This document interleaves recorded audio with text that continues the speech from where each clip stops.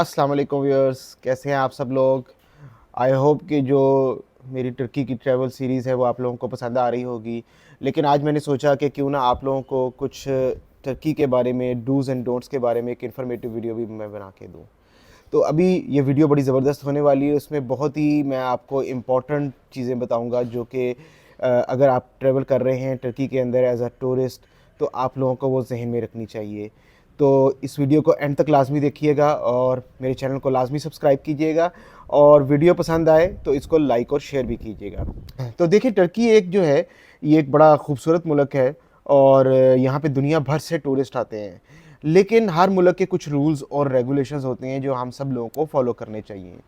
तो अभी जो है मैं आप लोगों को वही रूल्स और रेगुलेशंस भी कुछ उसके बारे में बताऊंगा और कुछ ऐसी चीज़ें बताऊंगा जो आप लोगों को यहाँ पे नहीं करनी चाहिए, और वो भी चीज़ें बताऊंगा जो यहाँ पे आप लोग कर सकते हैं। तो सबसे पहली बात तो ये है कि अगर आप लोग तुर्की आ रहे हैं तो याद रखिए कि अगर जैसे आप लोग पाकिस्तान, बांग्लादेश, इंडिया से आ रहे हैं तो याद रखें कि आप एक ऐसे मुल्कों से आ रहे हैं जहाँ का एक मुख्तलिफ कल्चर है यहाँ के कल्चर से। तो तुर्की जो है हमेशा से यूरोप का पार्ट रहा है और यहाँ का कल्चर भी जो है वो यूरोप से मुताबिकत रखता है। तो आप लोग जो है इस चीज़ को जो है अपने लिए एक परेशानी ना बनाइए, क्योंकि इन लोगों का अपना एक कल्चर है जिसको उन्होंने फॉलो करना है, ठीक है। लेकिन यहाँ के लोग बहुत ही अच्छे हैं, यहाँ की गवर्नमेंट बहुत अच्छी है, लोग बहुत ज़्यादा सपोर्टिव हैं। तो इनमें यहाँ पे नेगेटिव चीज़ें बहुत ही ज़्यादा कम हैं। तो एक तो चीज़ ये है कि यहाँ पे आके आपको कल्चरल शॉक तो ज़रूर लगेगा, लेकिन ये ज़रूर है, याद रखिएगा कि ये इन लोगों का अपना एक कल्चर है।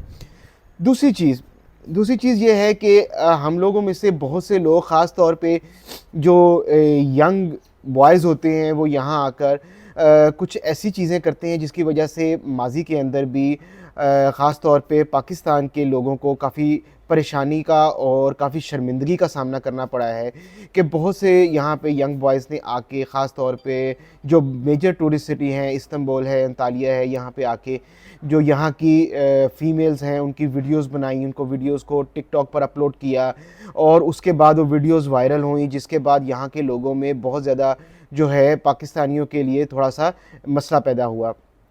तो ये कोई अच्छी बात नहीं है, क्योंकि सब लोगों की अपनी एक प्राइवेसी होती है। तो ये मैं सब लोगों को रिकमेंड करूँगा, और ख़ास तौर पे यंग बॉयज़ जो अकेले आते हैं, फैमिलीज़ के बगैर आते हैं, एंजॉय करने के लिए यहाँ पे आते हैं, तो वो ज़रूर एंजॉय करें, खुलकर एंजॉय करें, लेकिन लोगों की प्राइवेसी का लाजमी ख्याल रखें। उसके बाद ये मुल्क बहुत ही साफ़ सुथरा है। आप लोगों ने मेरी सारी वीडियोस में देखा होगा कि इस्तांबुल जैसा एक भरा पूरा शहर जहाँ पे हर जगह लोग ही लोग हैं, ट्रैफिक है, रश है और हसल मसल है, लेकिन कहीं पे भी आपको सड़कों पे गंद नज़र नहीं आएगा। इसी तरह बोडरम की आपने लोगों को मैंने वीडियो दिखाई आप लोगों को, तो उसमें भी आपको कहीं पे भी किसी किस्म का जो है वो गंदगी नज़र नहीं आई। तो प्लीज़ आप लोग भी गंदगी फैलाने से गुरेज करें। उसके बाद देखिए, आपको भी पता है कुछ अरसे से तुर्की में और रीजन के हालात कुछ ऐसे रहे कि इन लोगों को अपनी कुछ सिक्योरिटी जो है वो टाइट करनी पड़ी, तो जिसकी वजह से आपको मेजर टूरिस्ट स्पॉट पे पुलिस और टूरिस्ट पुलिस जो है जगह जगह नज़र आएगी। लेकिन ये लोग आपकी सपोर्ट के लिए ही हैं। अगर वो कहीं पे आपको रोकते हैं और आपसे पासपोर्ट की या आइडेंटिफिकेशन की डिमांड करते हैं, तो प्लीज़ उनको बिल्कुल आराम से आप अपनी आइडेंटिफिकेशन दें, अपना पासपोर्ट दें, और घबराने की ज़रूरत नहीं, उनके साथ आप ताउन करें, क्योंकि ये लोग आपकी ही हिफाजत के लिए यहाँ पर मौजूद हैं। उसके बाद आपको मैं बताना चाहता हूँ कि जो लोग भी वीज़ा लेकर यहाँ पे आ रहे हैं, नॉर्मली वीज़ा आजकल पाकिस्तान में तो 30 डेज़ का ही दिया जा रहा है, तो प्लीज़ अपना जो विज़िट है वो 30 डेज़ तक ही महदूद रखें, और उसके बाद कोशिश करें कि यहाँ से आप चले जाएं, ताकि आप ओवरस्टे ना हो। क्योंकि जब आप ओवरस्टे होते हैं तो आप ना सिर्फ अपने मुल्क की बदनामी का बायस बनते हैं, बल्कि उन तमाम टूरिस्ट के लिए परेशानी पैदा करते हैं जो तुर्की आना चाहते हैं फ्यूचर के अंदर। तो इन चीज़ों की वजह से फिर टर्किश गवर्नमेंट को यहाँ पे जो है अपने रूल्स एंड रेगुलेशन मज़ीद सख्त करना पड़ते हैं। एक और अहम इन्फॉर्मेशन ये है कि मैं क्योंकि बहुत दफ़ा तुर्की भी आ चुका हुआ हूँ, तो अगर मैं इस दफ़ा कंपेयर करूँ जब 2024 के अंदर मैं यहाँ पे आया हूँ, तो महंगाई जो है बहुत ज़्यादा हो गई यहाँ पे, और यहाँ पे जो चीज़ें हैं वो उनकी जो कीमतें हैं वो तकरीबन 4 गुना ज़्यादा हो गई हैं, अगर तकरीबन पिछले 2 साल से कंपेयर करूँ, क्योंकि लास्ट मेरा विज़िट तकरीबन 2 साल पहले था। तो ये एक चीज़ आपको लाज़मी माइंड में रख के आनी चाहिए, और आप लोग अपने साथ जो एक्सपेंसेस को या बजट बना के आएंगे, उस बजट को आपने इसी तरह से प्लान करना है कि यहाँ पे प्राइसेस आपको ज़्यादा मिलेंगी। तो ये भी चीज़ है। उसके अलावा बात कर लेते हैं यहाँ पे खाने पीने की, क्योंकि टर्किश कुज़ीन तो सारी दुनिया में मशहूर है, लेकिन महंगाई के साथ यहाँ पे फूड की प्राइसेस भी बढ़ी हैं। लेकिन अगर आप लोग चाहते हैं कि आप टर्किश कुज़ीन को भी इंजॉय करें और आपका बजट भी ख़राब ना हो, तो इसके लिए थोड़ी सी आपको रिसर्च करनी पड़ेगी।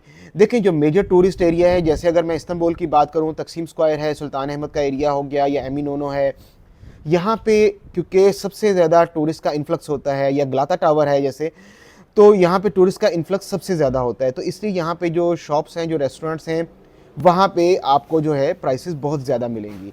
हाँ, उसकी निस्बत जैसे अगर आप एशियन साइड पे चले जाएंगे, इस्तांबुल की बात कर लें, तो वहाँ पे प्राइसेस कुछ कम होगी।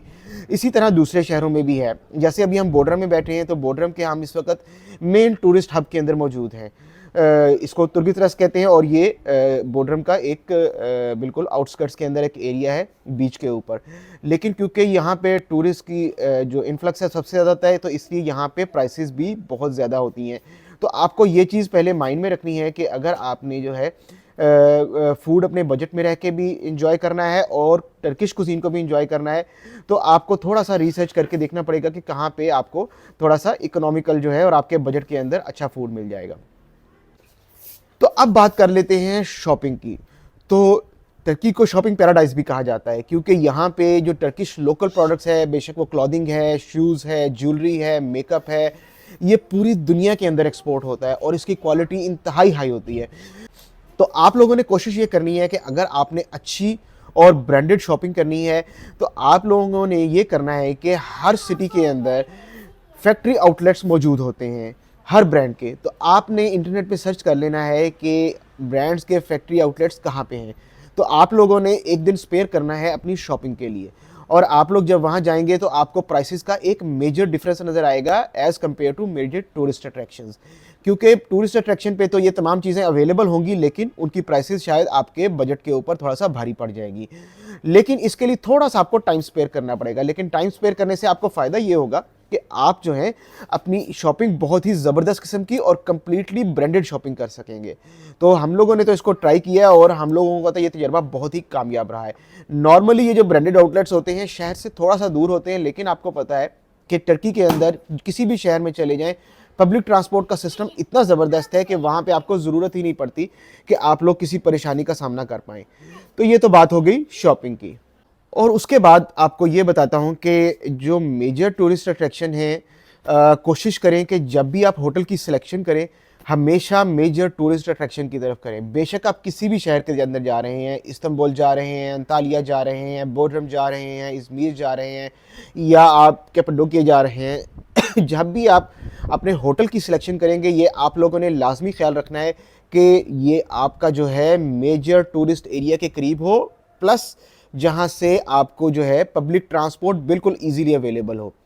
क्योंकि इसका आपको दो फ़ायदे होंगे। एक तो फ़ायदा ये होगा कि आपको मेजर टूरिस्ट अट्रैक्शन को विज़िट करने के लिए ज़्यादा दूर नहीं जाना पड़ेगा, क्योंकि आप उसी जगह में रह रहे होंगे।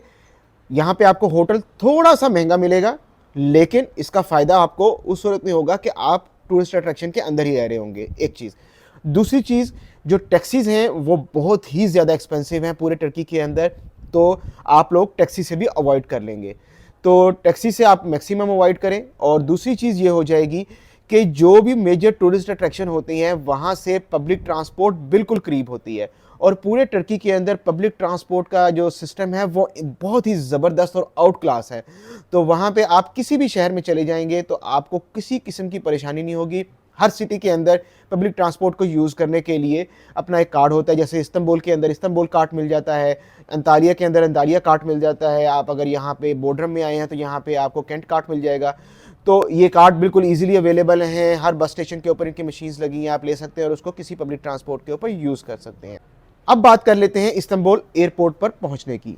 अब इस्तांबुल एयरपोर्ट पर ही मोस्टली लोग जो है वो लैंड कर रहे होते हैं, पूरी दुनिया से जो ट्रैवल करके आ रहे होते हैं। इसी तरह हमारे पाकिस्तान, इंडिया से भी जो लोग आ रहे होते हैं वो मोस्टली इस्तांबुल ही पहुंच रहे होते हैं। इस्तांबुल के अंदर मैं आपको बता दूं दो एयरपोर्ट्स हैं। एक है इस्तांबुल ग्रैंड, जो कि नया एयरपोर्ट है और बहुत ही बड़ा एयरपोर्ट है, और शायद अभी इसको दुनिया का सबसे बड़ा एयरपोर्ट भी डिक्लेयर कर दिया गया है। इसके अलावा जो इस्तांबुल का पुराना एयरपोर्ट है जिसको सबिहा गोचकन एयरपोर्ट कहते हैं, वो भी छोटा एयरपोर्ट नहीं, वो भी बहुत ही बड़ा एयरपोर्ट है, वो भी फुली फंक्शनल है। कुछ फ्लाइट्स जो हैं, बल्कि बहुत ज़्यादा, काफ़ी ज़्यादा फ्लाइट्स जो हैं वहाँ पर भी जा रही होती हैं, और मोस्टली बजट एयरलाइंस जो हैं वो वहाँ पर जा रही होती हैं। आपने देखा होगा, क्योंकि हमने जजीरा एयरवेज से ट्रैवल किया था, तो वो हमें सबिहा गोचकन एयरपोर्ट पर ही लेकर गई थी। बहरहाल, आप बेशक सबिहा गोचकन एयरपोर्ट पर जा रहे हैं या फिर आप इस्तांबुल ग्रैंड एयरपोर्ट पर जा रहे हैं, दोनों सूरतों में ये दोनों ही एयरपोर्ट मेट्रो के ज़रिए जो इम्पोर्टेंट सिटी सेंटर्स हैं उनके साथ कनेक्टेड हैं, ठीक है।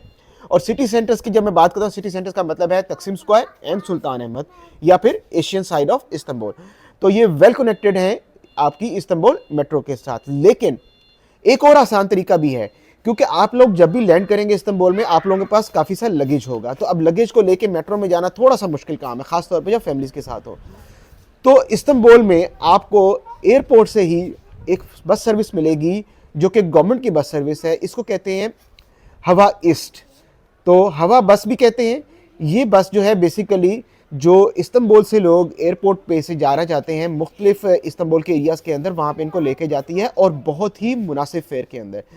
तो ये बस जो है आपको इस्तांबुल एयरपोर्ट पे अगर आप जा रहे हैं तो आपको बेसमेंट से मिल जाएगी, और अगर आप सबिहा गोचकन एयरपोर्ट से जा रहे हैं तो एयरपोर्ट से बाहर निकलते ही बिल्कुल सामने इसका टर्मिनल है, तो वहाँ पे आप जाइए।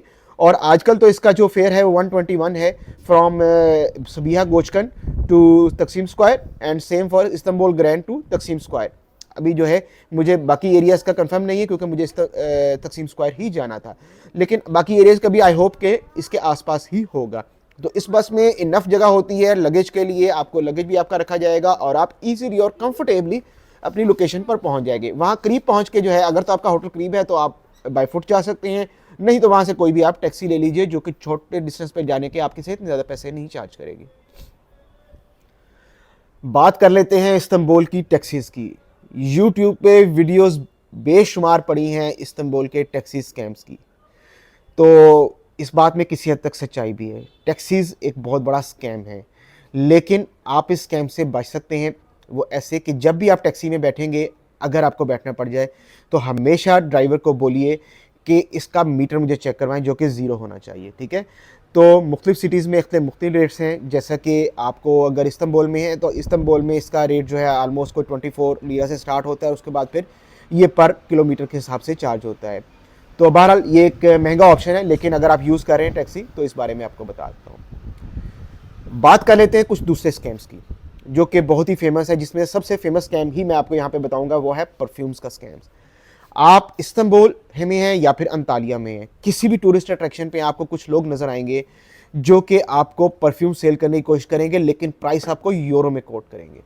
तो प्लीज़ आप कभी भी इनसे परफ्यूम मत ख़रीदिए, क्योंकि ये एक बहुत बड़ा स्कैम है।